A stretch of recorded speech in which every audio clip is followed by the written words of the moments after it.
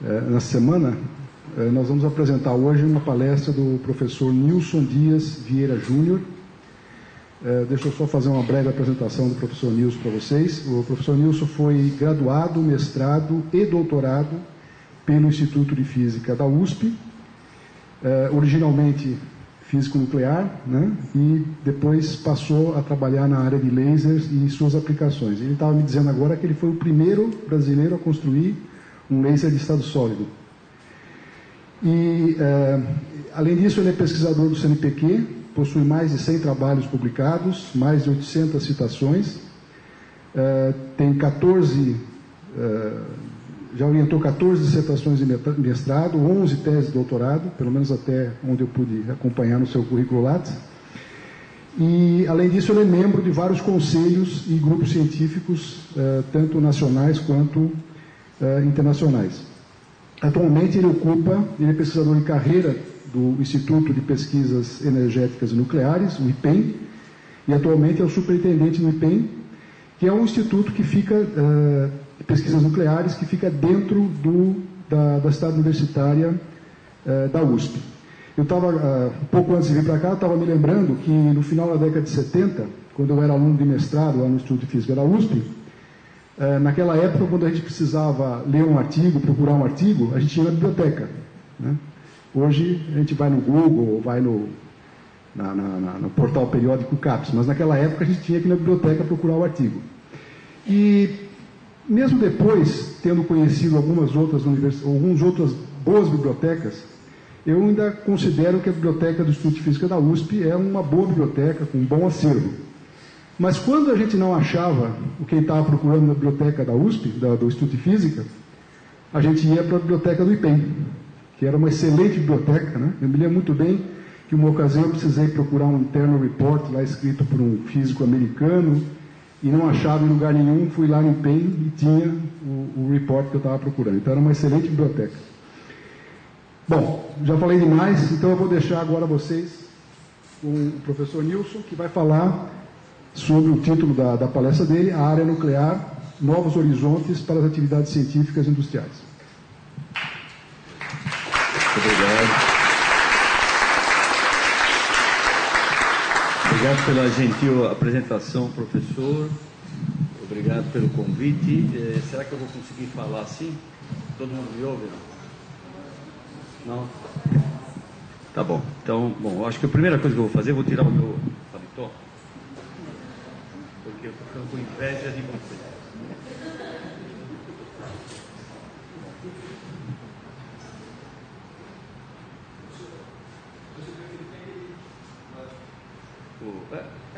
Sim, talvez. Talvez, deixa eu ver.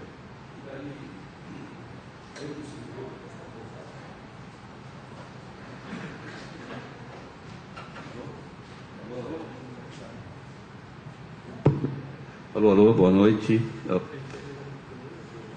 Esse aqui? Não, acho que tá bom aqui, daí eu não atrapalho a vista de todo mundo. Bom, muito obrigado pelo convite. Eu vou falar para vocês o que está ocorrendo na área nuclear. A área nuclear, a primeira coisa que eu deveria falar aqui é o seguinte: a área nuclear é uma área que é baseada no conhecimento. É uma área que difícil de enxergar o que está acontecendo, você precisa medir, e é uma área para nós físicos. Então, os físicos que vivem nesse mundo das coisas que não são muito visuais, e diferentemente dos médicos, como eu estava falando, que fazem diagnóstico visual, os físicos, eles vivem nesse mundo dos pensamentos, e, portanto, a gente tem essa dominância nessa área, né? Então, acho que a primeira coisa que eu devo falar aqui é que a área nuclear brasileira é um dos poucos países no mundo que está na sua Constituição, que se restringe ao uso pacífico, né? Essa é uma coisa importante para nós brasileiros, quando a gente ingressa nessas áreas, saber que isso está absolutamente garantido pela nossa Constituição Federal. E ela hoje está estruturada mais ou menos como vocês estão vendo aqui. Você tem alguns ministérios preponderantes atuando na nuclear, Eu diria que do ponto de vista hoje econômico, o Ministério de Minas e Energia é o mais importante, que dentro dele tem a eletronuclear. A eletronuclear tem as usinas de Angra 1 e Angra 2 e a usina de Angra 3 que está em construção. O Ministério de Ciência e Tecnologia é o ministério que é o responsável pela coordenação de tudo isso, através da Comissão Nacional de Energia Nuclear, e o IPEN é um dos institutos da Comissão Nacional de Energia Nuclear. O IPEN é o maior instituto da comissão e é o maior instituto nuclear do Hemisfério Sul. Então, muito do que eu vou falar para vocês vai passar pelo que o IPEN faz, que é onde tem um espaço muito grande para nós físicos, né? Além disso, tem a indústria nuclear brasileira e a indústria pesada brasileira no CLEP. No Ministério da Defesa, a Marinha é a maior protagonista aqui, através do Centro Tecnológico da Marinha, cuja sede está dentro do IPEN, em São Paulo. Tem uma filial em Iperó, onde estão colocadas as demais facilidades da Marinha. E, lógico, a gente tem as relações internacionais, a Agência Internacional de Energia Atômica, a própria ação das universidades, que tem ações na área nuclear, que estão envolvidas na atividade nuclear. Bom, a atividade nuclear prática, aquela que funciona hoje, voltada na fissão do urânio, né, ela tem um ciclo, que é o ciclo do combustível nuclear, para eu começar falando das aplicações industriais. Então, passa pela mineração, e aí você transforma esse minério, que é um óxido de urânio, no chamado yellow cake. Esse yellow cake, então, é convertido em um UF6, que é uma temperatura razoável, é um gás. Esse gás é o gás que vai ser colocado nas ultracentrífugas e acaba produzindo um enriquecimento. O urânio tem uma abundância natural, o urânio de interesse é o urânio 235, ele tem uma abundância natural de 0,7%, e para você mover uma usina, você precisa de usá-lo a 4% de enriquecimento. Então, o problema tecnológico mais complexo é você produzir o enriquecimento do urânio. E isso é feito na forma do gás, através dessas ultracentrífugas. Então, a partir do enriquecimento, se faz a reconversão em óxido, fabricação de pastilha, e essas pastilhas, que são pastilhas de aproximadamente 1 centímetro de diâmetro e 1 centímetro de altura, elas que são usadas como elemento combustível para geração de energia. Então, esse é o ciclo principal para a utilização e geração de energia. O Brasil, ele tem a 6ª reserva mundial de urânio, só que ele tem 30% do seu território prospectado. E ele tem uma formação geológica muito próxima do primeiro, né? do segundo, na verdade, da Austrália, e pela nossa dimensão territorial, há uma expectativa de que a gente tenha uma grande reserva aqui. E ele é um dos 3 países do mundo que detém o conhecimento científico e tecnológico de enriquecimento isotópico e reservas significativas de urânio. Os outros são a Rússia e os Estados Unidos. Bom, nós temos uma indústria que produz esse elemento combustível, as indústrias nucleares do Brasil, porém o que ela faz é todo um ciclo até a parte industrial de transformação em gás e enriquecimento isotópico, ela ainda não faz industrialmente.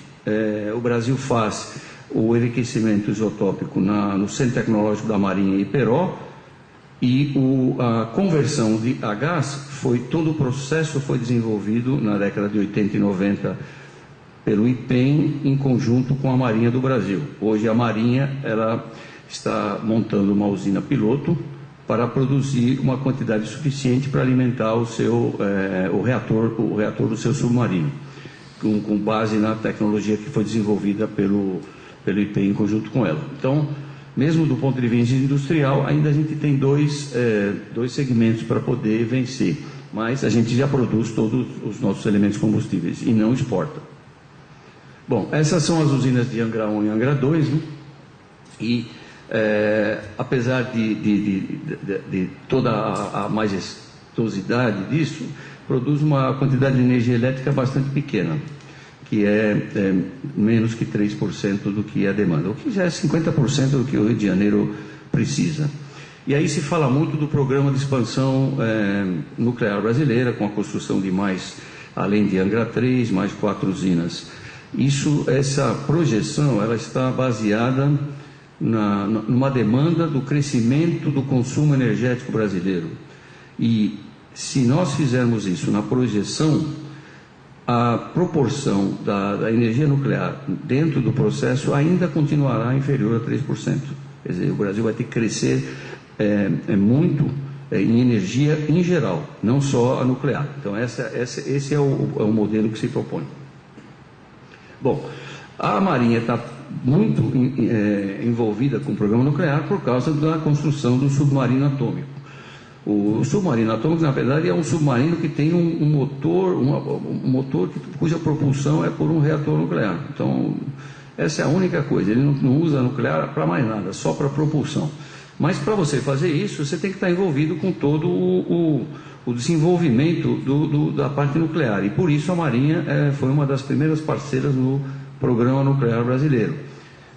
A Marinha tem um protótipo, um desenho, um reator nuclear projetado pelo IPEM, que será construído em Iperó, que é o Labigene, que é um propulsor em terra, porque ele vai primeiro testar esse modelo para depois instalar no reator. É uma complexidade muito grande para fazer isso. Então, aqui tem um gráfico da complexidade de se fazer certas atividades industriais, tecnológicas, né? Que vai desde construção de carro, tanque,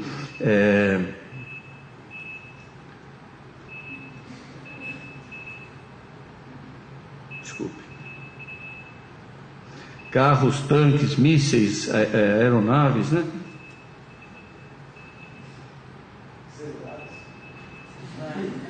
Não, é que eu estou tentando desligar ele faz tempo, agora consegui. E o submarino, um submarino nuclear, do jeito que o Brasil está se propondo, é um nível de complexidade extremamente elevado, né? Só não é mais elevado que colocar um submarino nuclear e ainda lançar um lançador de mísseis nele. Mas é de uma complexidade muito grande. O desafio tecnológico é gigantesco e o orçamento é também enorme. Então, só para o submarino são 4 bilhões de dólares e para a base naval são quase 7 bilhões de euros. E sendo que o ingrediente principal em todo esse processo é conhecimento. Tem muita construção, mas é conhecimento. Uma usina nuclear, ela tem uma proporção entre cimento e conhecimento, talvez de 80% conhecimento e 20% cimento. Uma usina hidrelétrica, 80% cimento e 20% conhecimento. Então, nós que estamos vivendo no conhecimento, então o nosso papel sempre será muito maior se atuarmos na área nuclear. Essa é uma maquete do submarino, né? E, bom, para poder fazer isso, então, esse é um programa antigo da Marinha, ele vem há muito tempo. Eu falei com o almirante Bezerril, que é o gerente do projeto. Então, agora, finalmente, há uma possibilidade de se fazer a Amazul, que é a Amazônia Azul, né? Uma empresa de tecnologia de defesa, mas que vai estar envolvida com o projeto do submarino nuclear primordialmente. Então, o objetivo dela é a nacionalização completa e o desenvolvimento em escala industrial do ciclo do combustível nuclear, inclusive a gaseificação, que eu falei para vocês, transformação em UF6 e o enriquecimento, e da tecnologia de construção de reatores para uso exclusivo do Brasil. Então, existe uma moção feita para a presidente da República e que deve ser aprovada, uma vez que ela é apoiada por vários ministérios, para a criação dessa empresa. E a principal característica dessa empresa, e essa foi uma das coisas que eu pensei e fui motivado para vir falar aqui, é na geração de empregos para nós físicos, né? Então, eu pedi para o almirante me dar uns números, aí ele deu alguns números aqui. Bom, primeiro a expectativa é que essa empresa comece a funcionar no ano que vem. Então, essa empresa vai estar envolvida com algumas atividades que estão ligadas conosco. Uma é o reator multipropósito brasileiro, que eu vou me detalhar um pouco mais. Então, já tem uma perspectiva para ter essas contratações aqui. O projeto da conversão de UF6, e aí nós temos também, estamos presentes aqui. o projeto de enriquecimento de urânio, novamente aparecemos aqui, o projeto desse propulsor em terra que eu falei, que é o LabGen, também teremos físicos trabalhando aqui. E no submarino nuclear, eu acho que aí entra mais uma parte de engenharia. Então, mas isso, o objetivo da criação dessa empresa é você pagar salários bastante consideráveis para poder atrair as melhores cabeças. Então, competir com a Petrobras, inclusive com os físicos e químicos, eu acho que isso é uma boa vertente. Bom, do ponto de vista da Comissão Nacional de Energia Nuclear, órgão que comanda todo o programa nuclear, ela hoje está num processo de separação, porque ela continha dentro dela a execução de várias atividades nucleares, ela era a propulsora de tudo isso, mas também era a unidade reguladora, né? E você regular significa você controlar, e isso não pode ser feito numa mesma instituição. Se você começar a ganhar proporções, se o programa começa a ganhar proporções, como é o caso do Programa Nuclear Brasileiro. Então, isso é uma coisa que está em fase de divisão, e o que vai se formar, a agência reguladora vai ser a Agência Nacional de Energia Nuclear, e vai ter uma outra que vai cuidar do Programa Nacional Nuclear de Pesquisa, Desenvolvimento e Inovação. Como a lei é entremeada entre as duas, está se construindo um novo arcabouço legal que deve gerir essas duas instituições. Então, isso está em andamento e acredito que esse ano aqui isso vai estar concretizado também. Bom, com isso, vai se criar uma agência reguladora muito forte, a exemplo das outras agências reguladoras.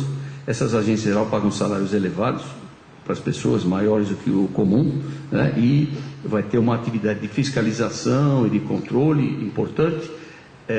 E não se enganem, parece que é uma coisa burocrática, mas não é. A atividade de licenciamento de instalações nucleares exige um grau de conhecimento igual ao de quem realiza. Quer dizer, ele vai ter que simular, fazer cálculos, etc., igualzinho quem está construindo para validar processos. Então, aí novamente temos um nicho para nós físicos de trabalhar. Aliás, os últimos gestores da diretoria de salvaguardas da Comissão Nacional de Energia Nuclear, os dois foram físicos. Lércio Vinhas, que hoje é o embaixador do Brasil na Agência Internacional de Energia Atômica, e o Ivan Salat, que é o atual, que é físico, os dois físicos, né? Então, é também mais um nicho para nós. Bom, a CNEN, o IPEM, os institutos, eles se coadunam com as diretrizes do MCT para atender os objetivos estratégicos do país, e estão relacionados aqui como as áreas estratégicas, As áreas estratégicas, a área do nuclear, espacial e de defesa, são as áreas estratégicas do país, se alinhando com as 4 grandes metas aqui do país: redução de desigualdades, o protagonismo internacional em ciência e tecnologia, exploração sustentável das riquezas do território nacional, fortalecimento da indústria, agregando valor e produção e exportação através da inovação. Bom, na verdade, um país como a França, onde a energia nuclear é extremamente importante, quase 80% da energia elétrica gerada é nuclear, é uma causa social. A sociedade está envolvida e participa e defende esse tipo de atividade, uma vez que existem inúmeros empregos e relações com essa atividade. Bom, na área de pesquisa, o Brasil, toda atividade, como eu comecei falando aqui na minha palestra, ela é uma atividade ligada com o conhecimento. Então, os reatores nucleares que surgiram no Brasil, todos eles surgiram dentro de universidades. O primeiro foi o IAR-1, na Universidade de São Paulo, e também esse aqui, o TRIGA, foi dentro da Universidade Federal de Minas Gerais, o Argonauta na Universidade Federal do Rio de Janeiro. E o IPEM tem mais um reator que foi construído lá, que em conjunto com a Marinha, o IPM-B01. Então, esses são os 4 reatores de pesquisa que o Brasil teve ao longo de toda a sua vida. O IPEM é um instituto que se nucleou em torno desse reator. Então, essa é uma das fotos do instituto. O reator, a sede do IAR-1 é aqui, o IPM-B01 está mais à esquerda aqui, e ele se nucleou em cima disso. Ele tem uma área hoje de 500 mil metros quadrados, 120 edifícios, né? em torno dele. Ele abriga alguns hóspedes, como a incubadora de empresas, a maior incubadora do Hemisfério Sul, e a Marinha, que tem 2 unidades em funcionamento dentro do campus do IPEM. O IPEM está no campus da Universidade de São Paulo. Na verdade, o IPEM tem 20% do campus da Universidade de São Paulo. Os números do IPEM são números de uma pequena cidade. Então, números enormes, né? Áreas construídas enormes, que são quilômetros de qualquer coisa que você coloque aí. Mas o que ele tem de diferente mesmo são essas grandes estruturas, né? O reator nuclear, o reator que hoje, esse mês atingiu pela primeira vez na sua história 5 megawatts, é um reator que tem 53 anos de idade e é um exemplo de sua espécie. Foi a construção do reator crítico, é um reator que entra em criticalidade, que é o que ele equilibra as reações, um irradiador multipropósito de grande porte, aceleradores de elétrons, ciclotrons, um laser de 1 terawatt de potencial pico, que é o mais potente do Hemisfério Sul, biotério, né? Então, certas coisas vocês vão ter que entender ao longo da palestra, como é que o Instituto Nuclear tem um biotério. Unidade de desenvolvimento e produção de radiofármacos, laboratório de fração de nêutrons, laboratório de instalações de desenvolvimento de tecnologia laser, tecnologias ambientais e células de hidrogênio também, porque o IPEM é um instituto energético, não só nuclear. Laboratórios típicos de metrologia nuclear, radiometria ambiental, produção radiológica, meio ambiente, caracterização e desenvolvimento de materiais. Bom, o IPEM hoje, ele tem esse quadro de servidores, né? Ele aproximadamente 1.000, a todo dia diminui um pouco, vocês vão ver por quê, sendo que 1/4 do time do IPEM é um time com doutoramento, quer dizer, e metade é nível superior. E há um problema com o IPEM. Desde que o programa nuclear teve uma desaceleração no Brasil, o IPEM foi perdendo quadros. Então, apesar de terem contratações periódicas, ou quase periódicas, o número de servidores foi realmente diminuindo. Então, hoje a gente está com um déficit de 307. Infelizmente, isso é uma verdade nos institutos do MCT, como um todo. Durante um período relativamente longo, de 20 anos, os institutos não renovaram seus quadros. E agora todos estamos chegando num momento crítico de renovação, inclusive os da área nuclear. E por isso as medidas de governo que vocês veem de diminuir o impacto da folha de aposentados, e se isso não acontecer, o governo não vai contratar. Isso está caminhando para ser resolvido, e aí eu acho que vai ter uma explosão na contratação de recursos humanos, porque senão as atividades que foram plantadas há dezenas de anos, o IPEM tem 55 anos, então é um esforço de 3, 4 gerações, tem que ser preservado, e para preservar isso, são vocês que vão preservar, né? Vão dar continuidade para isso. E mais um fator agravante é a idade média dos servidores do IPEM. Então, a idade média hoje está chegando a 53 anos. E então, você vê que isso está muito agravado. Os recursos humanos é um problema muito grave, o que é uma ameaça, portanto, é uma oportunidade para os que estão chegando. Apesar disso, olha só como é que é a força de trabalho do IPEM. O IPEM ele é uma unidade de pós-graduação da Universidade de São Paulo. Tem nota 6 na CAPES, ele tem 430 alunos de pós-graduação, mas ele tem tudo quanto é tipo de aluno. Então, você tem aluno de iniciação científica, mestrado, doutorado, pós-doutorado. Então, a força de trabalho que está envolvida na instituição hoje é essa aqui. Nós temos quase 2.400 pessoas trabalhando na instituição, sendo que somente 40% são os servidores, né? E esses são os terceirizados, mas aí vem tudo isso aqui, é tudo aluno e colaborador técnico. Então, apesar das pessoas ficarem idosas e algumas até se aposentarem, elas continuam trabalhando na instituição, agregando, formando e orientando e mantendo atividades. Então, aquela coisa, você fica escravo daquilo que você cultiva. Bom, essa é a participação do IPEM na formação de recursos humanos na área nuclear e correlatas. Então, a instituição já orientou quase 2.000 títulos, né? Quase que mais que 600 doutorados. Esses números são atualizados a cada dia. Isso aqui deve estar chegando já nos 1.400. A gente deve estar chegando na marca dos 2.000 já. 2.000 títulos outorgados. E o IPEM tem uma unidade de pós-graduação que é 35 anos, tem 35 anos de idade. Também temos uma atividade de mestrado profissionalizante de lasers em odontologia que orientou já 164 dentistas que são mestres em odontologia. E a produção científica do IPEM, ela tem uma marca bastante considerável, né? Essa nota 6 da CAPES, não é à toa. Então, a produtividade científica da instituição, principalmente em artigos indexados, ela é bastante elevada. O número de doutores atuando na pós-graduação do IPEM é na faixa de 160, então tem uma produtividade científica de, no mínimo, 1 artigo por doutor por ano, o que é uma marca muito boa. Essa evolução, a gente se preocupa com as citações, e como outras instituições, e a gente vê com um crescimento exponencial das citações da instituição. Existem uns problemas aqui, porque a gente não contabilizava o nome quando escrevia artigo na década de 80, 70, ninguém se preocupava exatamente com o nome. Hoje, vocês têm que tomar cuidado e colocar o nome da instituição certinho, porque aí você vai no Web of Science, puxa aquilo e você sabe que a instituição está participando, produzindo aquelas coisas, e pode ser contabilizado como é contabilizado aqui.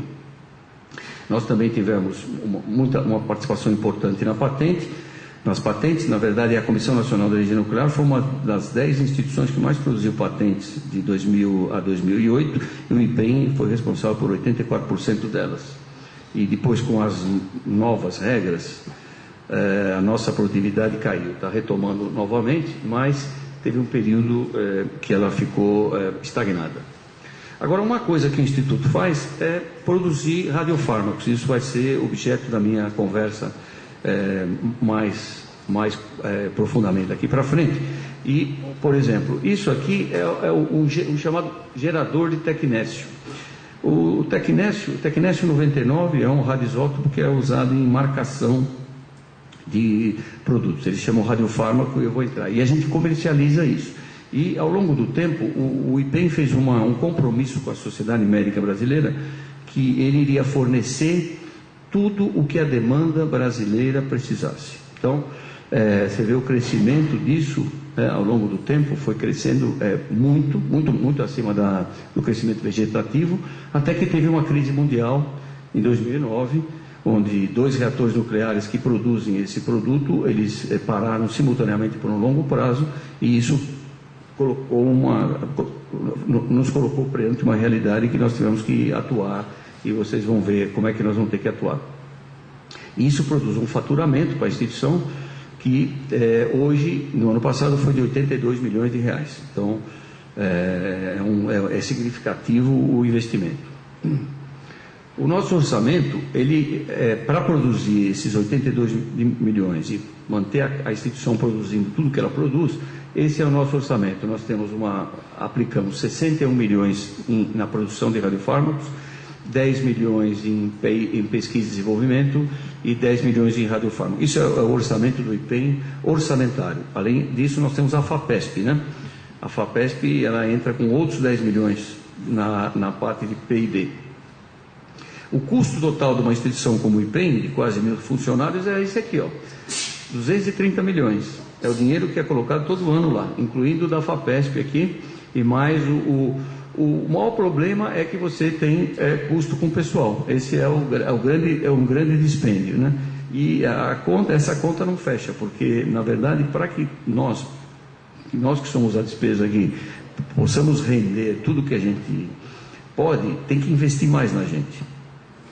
E isso ainda não é suficiente, apesar de ser considerado um valor bastante elevado, precisa investir mais para a gente produzir mais. Bom, essa ainda é a evolução, né? Para esse ano aqui, não tem muita diferença. E eu coloquei aqui, para título de curiosidade, a tabela de vencimentos da carreira de pesquisa e desenvolvimento do MCT. Então, vai de um salário inicial de R$ 2.419 até o máximo da carreira, que é pesquisador titular, que é R$ 4.411. E você tem incentivos para se titular. Então, o indivíduo sem titulação, com titulação de doutor, ele vai ganhar um adicional de R$ 5.800 por ser doutor. Se for mestre, 3.993. Então, existe um estímulo muito grande a pessoa ter uma titulação. Além disso, na área nuclear tem outros incentivos, tem gratificações, gratificação temporária, gratificação de raio-x. Então, o que acontece é que no final, o salário do topo da carreira, sem nenhum adicional de chefia ou coisas dessa natureza, ele chega a R$14 mil. E nós estamos desde 2008 sem nenhum reajuste, tá certo? Então, isso para vocês saberem, quem vai planejar sua carreira, que pense no MCT, quer dizer, na Comissão Nacional de Energia Nuclear, esse é o salário. No MCT ele tem R$1.500 a menos, que é o que é o adicional de periculosidade, 30% pago. Bom, voltando para a instituição aqui, o IPEM ele se estruturou em centros, né? Tem 9 centros, e esses centros têm uma atividade nuclear que é mostrada a sua intensidade por essa seta vermelha. Tem centros no IPEM que tem 100% de atividade nuclear, tem centros que têm 10% de atividade, e esses outros são chamados atividades correlatas. Elas são correlacionadas com a atividade principal. Esses centros, eles se distribuem, e mais a radiofarmácia, que é uma coisa específica, se distribuem aí talvez agregados em, por exemplo, aplicações nucleares, tecnologia das radiações, radiofarmácia, o reator de pesquisa, a parte de energia, dos combustíveis nucleares, que o IPEM produz todos os seus próprios combustíveis, engenharia nuclear, células a combustível e hidrogênio, lasers e aplicações partindo disso, e o reator também. Uma parte de correlatos, que tem uma interface aqui, que é a célula de hidrogênio, lasers, ciência e tecnologia de materiais e biotecnologia. E uma parte de segurança nuclear, que envolve a proteção radiológica, metrologia das radiações e rejeitos radiativos. Então, essa é a estruturação. Cada centro desses é quase como se fosse um pequeno instituto, um instituto de 200 pessoas, mais ou menos, trabalhando nele. Bom, esses centros, eu vou mostrar para vocês a ligação deles em torno da radiofarmácia. Como eu falei, a radiofarmácia é uma atividade importante dentro da instituição, importante para nós brasileiros, e a instituição se liga a essa produção da forma que eu vou mostrar aqui. Então, a radiofarmácia, ela desenvolve e produz radioisótopos, radiofármacos, ela desenvolve, ela incorpora a tecnologia. Essa é uma tecnologia não trivial. Então, você tem marcação de moléculas com radioisótopos. Então, essa atividade é feita aqui em primeiro lugar, e ela é feita de forma associada, ela é feita com a classe médica. Então, o que você faz no IPEM, o médico do Hospital das Clínicas ou do INCOR vai testar e vai validar, senão não funciona. É um negócio que sozinho você não consegue fazer. Então, o crescimento é um crescimento de tudo. Então, a radiofarmácia, ela fundamenta isso, produz radioisótopos no reator nuclear do IPEM, o IAR-1, ele produz principalmente iodo 131, mas vai entrar na produção do tecnécio também. Esse reator trabalha no regime diferenciado, 64 horas por semana. O reator usa o elemento combustível que é totalmente produzido no IPEM, daquela forma que eu falei para vocês. Na verdade, a gente compra o combustível da indústria nuclear brasileira, que é enriquecido a 4%, manda para a Marinha e Peró, eles aumentam o enriquecimento para 20%, vai para o IPEM produz o elemento combustível e coloca no reator para funcionar. Tem aceleradores, os ciclotrons, para aceleração de prótons e produção do flúor 18, que é uma outra técnica. Tem 2 aceleradores e foi o precursor do uso do flúor 18 FDG no país. Essa é uma estrutura típica de processamento. Você tem que fazer manipulação química dentro dessas células isoladas, blindadas, com todo o controle de qualidade, inclusive de uma farmácia, de uma radiofarmácia. Então, é uma complexidade enorme.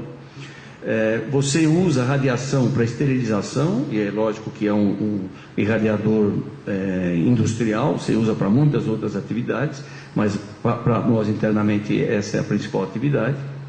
A gente dissemina esses produtos, tem que ser testados em animais. Por isso que nós temos um centro de biotecnologia, um biotério no IPEM.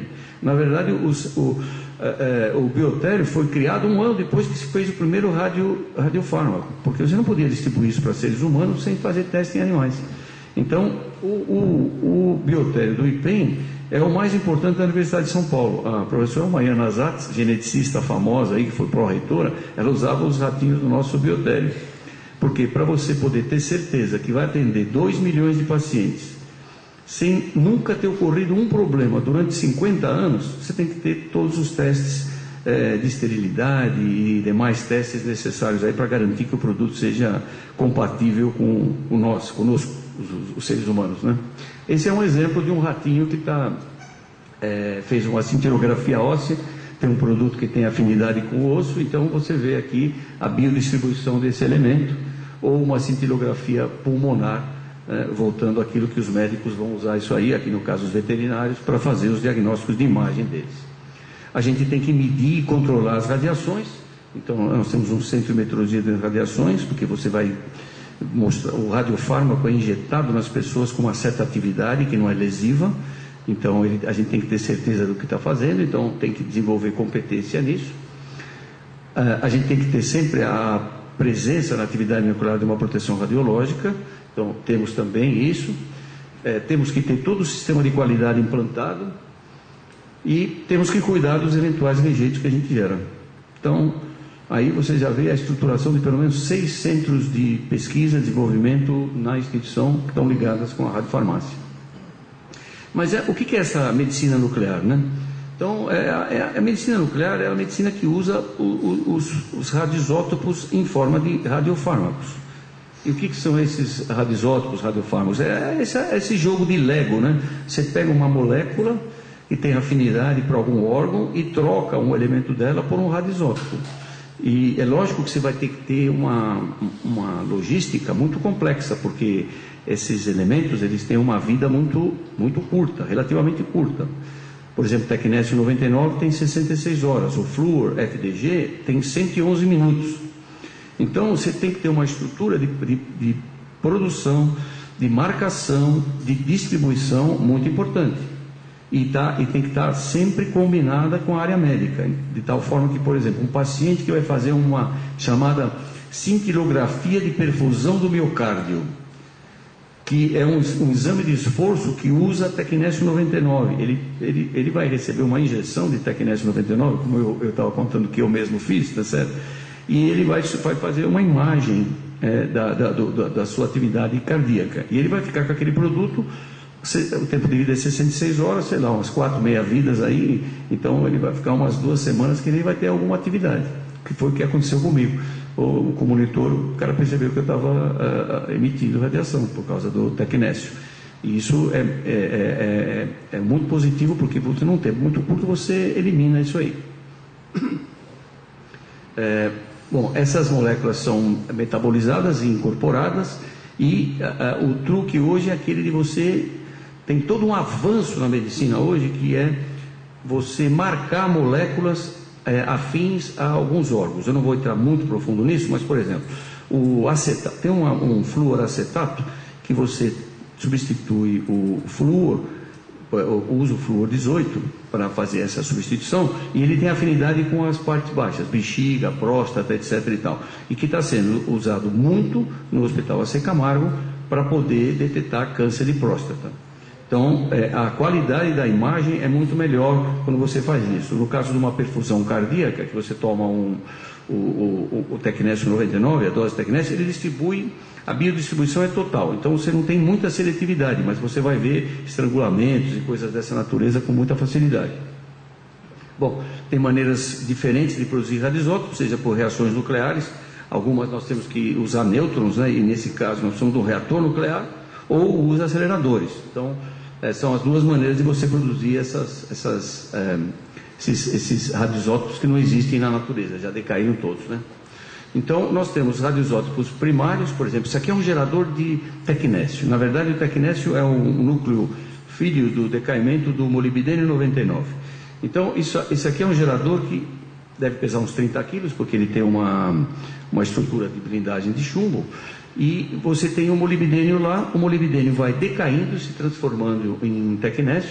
O médico faz um processo de eluição, ele tem uma coluna, ele passa um líquido e retira o Tecnésio 99, e aí nessa retirada ele está fazendo a marcação da molécula específica. Então isso dá muita flexibilidade para o médico, porque ele pode fazer inúmeras diferentes marcações.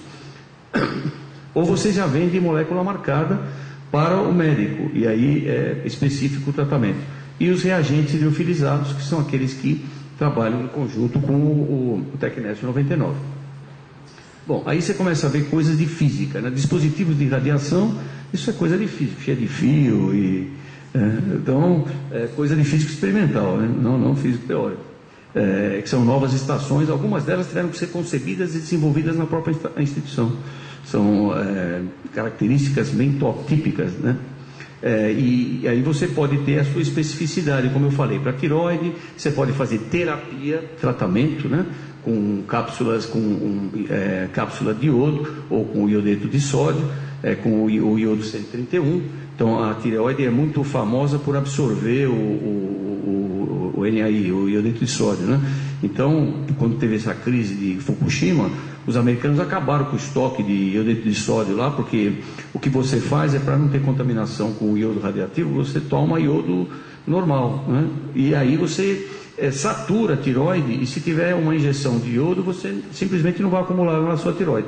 Então, ele é usado para terapia, o que significa que a atividade que você dá para a pessoa é bastante significativa, que vai fazer uma destruição do tecido. Então você pode tratar nódulos e pode tratar câncer de tireoide usando iodo. Ou essa aqui, sinovectomia, essa é muito interessante. Você usa o samário 152 ou o ítrio 90. E sinovectomia é um tratamento para hemofílico. Hemofílico tem um problema nas junções, que há um sangramento. E esse sangramento produz um edema, um inchaço enorme que cria dores horríveis.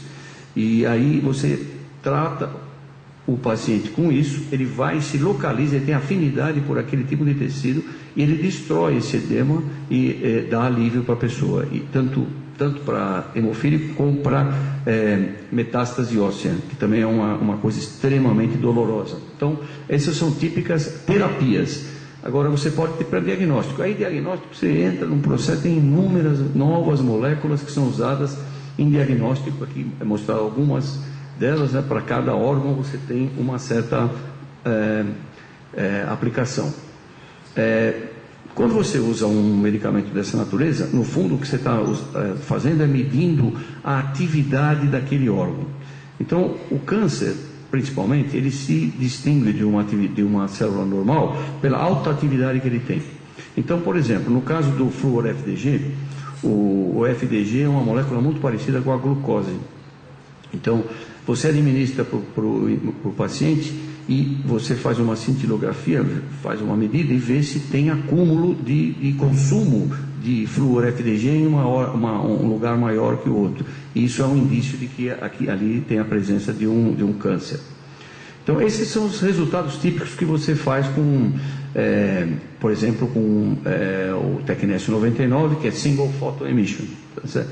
Então, ou você faz uma imagem tridimensional, ou faz uma imagem em cortes, né? Por exemplo, do cérebro aqui, né? Aqui no caso, uma cintilografia óssea, né? Você vê que aqui tem um ponto que tem uma luminosidade maior, e esse ponto é um ponto de metástase óssea, identificado como. Então, no fundo, o médico usa sempre imagem para poder fazer o diagnóstico. Agora, o flúor 18, ele emite um pósitron. Aí o pósitron, ele se aniquila com o elétron e produz 2 fótons, 2 gama. E aí você usa técnicas de correlação e olha a imagem como a imagem melhora quando você faz técnicas de correlação para produzir a imagem. Então, e isso é a diferença entre a vida e a morte. Porque o câncer, quanto menor, mais inicial, mais chance de sobrevivência o paciente tem. Que foi o que aconteceu com o nosso ex-vice-presidente da República, José de Alencar, que tinha câncer de parte mole, que é um câncer complicado, e que usava técnicas com esse produto produzido no IPEM para poder fazer o diagnóstico. Então, o que ele conseguia? Num período relativamente curto, ele conseguia avaliar, fazer um diagnóstico do tratamento que ele estava sendo submetido. E com isso ele ia mudando o tratamento. E ele conseguiu uma sobrevida de 11 anos para câncer de partimônio, que é uma coisa muito rara. Bom, esse é o Tecnésio, o principal deles, né? Ele é responsável por 50% de tudo que se faz em medicina nuclear no país, ou significa 3.000 pacientes por dia, 1 milhão de pacientes por ano, e é um elemento artificial, né? Descoberto por alguns colegas nossos. Esse é o ciclo de vida dele, né? Ele é produzido, ele é um dos possíveis, no caso do radiofármaco, é através do molibdênio 99, que cai para o tecnésio, que vai emitir um gama e vai acabar caindo para um produto estável no final. Essa é a nossa linha de montagem, é uma linha de montagem mesmo, são 360 geradores por semana para 360 clínicas diferentes. Esse é o kit, né? E 100% dele é produzido no Brasil, no IPEM, por causa do monopólio, e isso que a gente gasta 11 milhões de dólares importando isso todo ano para fazer a distribuição, só em radioisótopos produzidos em reator nuclear. A gente distribui para o país todo, né? Então, Sudeste, Sul, vocês estão aqui, mas tem distribuição inclusive no Amazonas, né? E a principal maneira de produzir esse molibdênio 99 é através de um reator nuclear, numa reação de fissão do urânio 235, que tem uma curva de decaimento, que eu estou exemplificando aqui, mas 6% dele vira molibdênio. Existem outros isótopos de interesse da medicina nuclear, mas particularmente o molibdênio é o principal, que é o responsável por 80% dos procedimentos na medicina nuclear. E uma das coisas que a gente tem que bater é isso, né? O tempo de decaimento. Você não pode armazenar, não pode fazer nada, você tem que correr, você tem que ter uma estrutura concatenada que envolve desde o reator nuclear, a manipulação, a separação química desse elemento, de um elemento que está ativado, violentamente ativado, que é o urânio, a fissão do urânio, levar o produto com qualidade já para poder produzir num fármaco, numa farmácia, produzir, embalar, marcar, por toda a qualidade nuclear, chegar no outro lado, que o paciente está deitado na cama esperando o medicamento chegar. Às vezes o paciente está em jejum, está numa dificuldade, e você tem que montar seus tempos. E por isso que o IPEM começa algumas atividades às 4 horas da manhã, para poder chegar no paciente às 7 da manhã, o produto está lá. Liga o acelerador às 4 da manhã, e faz a reação, manipula e manda. Então, tem uma cadeia logística, por isso que foi feita a combinação com a classe médica. Fala assim, olha, vamos fazer isso conjuntamente, porque na ponta de cá, a gente se estrutura para fazer, na ponta de lá, o médico vai ser um médico nuclear e vai comprar um equipamento para medir essas coisas que custam milhões de dólares, e o paciente, inclusive, tem que estar envolvido nesse processo. Então, essa cadeia logística, ela é muito complicada de ser montada. E essa técnica de medicina nuclear aqui que a gente está falando, o SPECT ou PET-CT, é a segunda técnica de diagnóstico usada no mundo, antes de ressonância nuclear magnética. Só vai na frente dela a tomografia convencional de raio-x, né? E a estimativa é que você está só com o tecnésio, a gente está atendendo 30 milhões de pessoas no mundo. E o FDG está num crescimento enorme, já tem uma quantidade grande. Os Estados Unidos preponderam no uso desses medicamentos, mas o Brasil tem uma participação de quase 5% na medicina nuclear. A participação brasileira na medicina nuclear mundial é igual à do Japão e do Canadá. A nossa radiofarmácia é uma das maiores radiofarmácias do mundo. E, apesar disso, nosso atendimento populacional é inferior 2,6 vezes ao da Argentina. A Argentina consome 250 kg por semana de molibdênio, nós consumimos 450, uma população de 190 milhões agora, para uma população de 45 milhões da Argentina. Então, a razão disso é que o atendimento per capita nosso é 2,6 vezes pior que a Argentina. E o pior é que a gente que ensinou a América Latina a como usar os radioisótopos, né? E existe um problema nisso, que é somente 5 reatores no mundo inteiro produziam isso. Esses reatores, no mundo inteiro, não foi só o Brasil, esqueceu a área nuclear. Então esses reatores todos ficaram muito velhos, né? E muito poucos, ninguém nunca fez nenhum investimento. Apesar disso, o consumo de molibdênio no mundo, ele está crescendo. E todo o consumo anual de molibdênio, que atende 30 milhões de pessoas, que custa 200 milhões de dólares, corresponde a 1,2 gramas de molibdênio. Isso que é o poder da área nuclear, né? Um negócio confinado, tudo fica reduzido, pequenininho, vira férmion, de Youngstown vira férmion e vai por aí, né? E também a quantidade, quer dizer, 1,2 gramas, se existe uma coisa que tem valor agregado, é isso aqui. 1 quilo custa 200 bilhões de dólares, né? Então é um negócio impressionante. E o pior de tudo é que você não consegue armazenar, porque ele passa um mês e não vira mais nada. Então, e nosso consumo é importante, né? Isso eu acho que é uma façanha para nós brasileiros. Nós temos um consumo dessa área que é muito importante, maior que alguns países, inclusive europeus. Então, nós tivemos esse problema foi um problema conjuntural da parada desses reatores, que criou aquela crise toda, né? Mas nós temos um problema que é estrutural, que é o fato desses reatores já estarem com essa idade extremamente avançada, com exceção da Austrália, que não é um bom parceiro para nós. Por quê? Porque ela está exatamente do outro lado do mundo. Só para trazer o medicamento para cá, aquele tempo de decaimento, aquela coisa vai ser uma coisa comprometedora. A Argentina tem sido um parceiro muito importante para nós. Na crise, eles acabaram fornecendo uma quantidade significativa de molibdênio, a gente deve isso para eles. Então, essa crise nos impacta e vai ter uma nova crise, esses reatores vão parar de funcionar em 2016 e vai ser um salve-se quem puder, né? Imagina 6 mil pacientes por dia com doenças como câncer, cardiológicas, e a família toda, e a mobilização. Isso, quando aconteceu, é um drama sem proporções. Então nós temos que trabalhar não só para mitigar a crise, mas para resolver a crise, né? Porque nós temos responsabilidades para a área de saúde. E aí nós temos que atender uma população que está ficando cada vez mais idosa, né? E nós temos que crescer o atendimento da nossa população, pelo menos a fator 2,6, quer dizer, manter um padrão de atendimento importante, né? É lógico que sozinho não faremos, teremos que fazer isso junto com a classe médica. E isso é a necessidade, e gera a necessidade de ter um reator multipropósito brasileiro. Então esse foi o grande motivador do projeto do reator, que se transformou no projeto número 1 do Ministério de Ciência, Tecnologia e Inovação. É a construção do reator multipropósito brasileiro, que está a cargo do atual chefe de DPD, que era meu diretor, virou meu chefe, que é o PJ, tá? E está no processo de construção desse reator.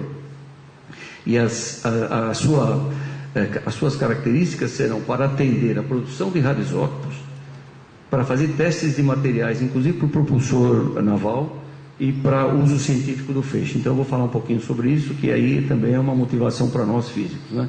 Então isso começou em 2008, setembro de 2008, teve uma reunião. Esse é o pessoal do IPEM, pessoal técnico do IPEM. O Marcão está aqui, o Odair, o ex-presidente, está aqui. Então foi o marco zero da construção desse reator, né?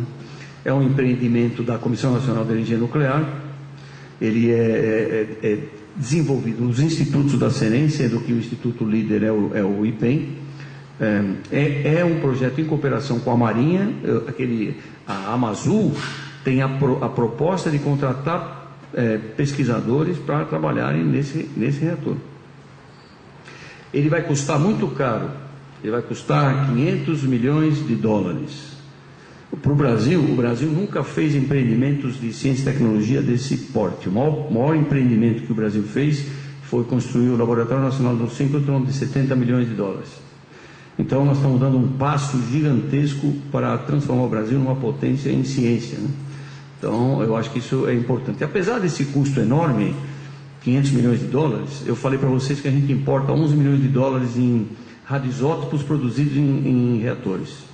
E nós precisamos atender 2,6 vezes, pelo menos, nossa população. Então, na verdade, nós já deveríamos estar gastando 30 milhões de dólares por ano. Um reator desses dura 50 anos.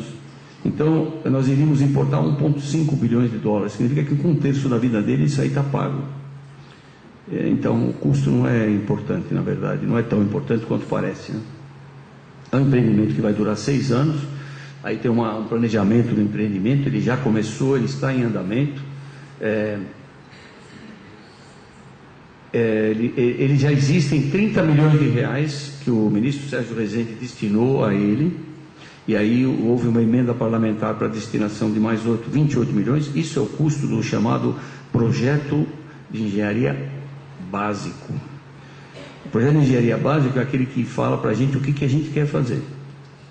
Depois você tem o projeto de engenharia detalhado, que é aquilo que diz como é que você vai fazer aquilo que você quer fazer. Né? É um negócio muito mais complexo. E finalmente você tem o projeto de construção. Então, o grande aporte de recursos vai acontecer daqui a 2 anos, aí que você vai precisar do grande recurso financeiro para terminá-lo. Né? Ele também foi motivo de um acordo binacional, Brasil e Argentina, assinado pelo presidente, junto com a presidente da Argentina. A Argentina vai fazer o counterpart dele, que é o RA10, e vai haver a participação de uma empresa argentina, que é a IVAP. E o custo desse projeto básico é orçado em 12 milhões, que foi contingenciado no orçamento esse ano, infelizmente. Bom, esse é o reator, é uma concepção de engenharia, como diz o Perrota. Ele divide infraestruturas, ele necessita de insumos, licenciamento básico para qualquer uma das aplicações que ele se propõe. Então, ele passa a ser o pivô de toda essa estruturação. O local dele já está definido, ele vai ser perto de Sorocaba, na verdade uma cidade chamada Iperó, num sítio que é chamado Aramar, é o sítio da Marinha, onde tem o Labigene e mais os ex. A Marinha cedeu uma área de 1.200.000 metros quadrados para ele, o governo de São Paulo está cedendo outra área de 800.000 metros quadrados. Aqui está mostrada a área que ele vai ocupar, esses 2 milhões de metros quadrados. Aqui está uma maquete do que ele vai estar. Hoje essa maquete que vocês veem já está em planta, no projeto básico. Muitos dos detalhes, menos a parte nuclear. E a ideia dele é muito parecida com um reator que foi construído pelos argentinos na Austrália, né?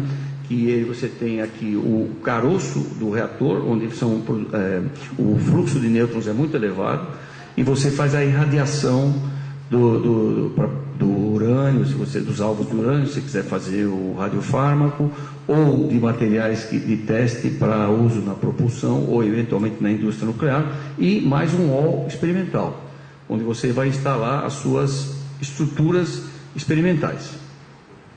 Na parte de teste de combustível, de teste de materiais, o principal elemento é o combustível. Por exemplo, o combustível que vai no reator do submarino não pode ser colocado nesse reator, porque o reator do submarino é muito parecido com um reator de potência. O reator de pesquisa é um reator de piscina aberta. E o reator de potência é confinado e você aumenta a temperatura e faz vapor, e isso que vai fazer mover, é uma caldeira. No caso, não pode ser testado na caldeira, então tem que ser testado nesse reator. Tanto os materiais como combustível, como os demais materiais estruturais do reator, do propulsor, deverão ser testados nesse reator. Uma das finalidades dele é atender a Marinha do Brasil e atender as indústrias nucleares, a indústria nuclear do Brasil e mais a eletronuclear. E tem as aplicações científicas, que é aí que a gente vai se ver. Por quê? O que nós estamos falando aqui é da criação de um novo instituto da Comissão Nacional de Energia Nuclear.